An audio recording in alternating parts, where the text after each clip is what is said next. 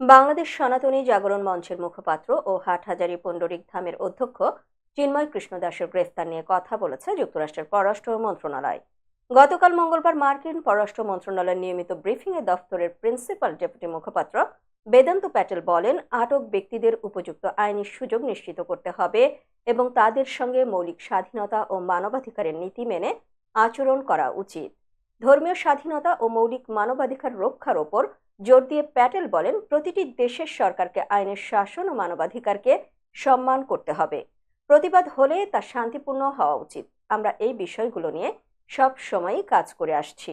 ব্রিফিংয়ে একজন প্রশ্ন করেন, বাংলাদেশে হিন্দুদের বিরুদ্ধে কথিত সহিংসতা সমাধানে যুক্তরাষ্ট্রের কোনো পরিকল্পনা আছে কিনা।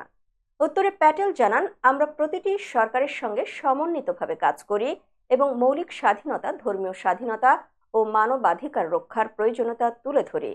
প্রশ্নকারী আরও উল্লেখ করেন, চিন্ময় কৃষ্ণ দাস ইসকনের নেতা এবং মার্কিন ন্যাশনাল ইন্টেলিজেন্সের প্রস্তাবিত পরিচালক তুলসী গ্যাবার্ডো ইসকনের সদস্য। তিনি দাবি করেন, চিন্ময়কে বেআইনিভাবে গ্রেফতার করা হয়েছে এবং তার আইনজীবীদের ওপর হামলা হয়, কেউ আর তার পক্ষে দাঁড়াতে সাহস করছেন না।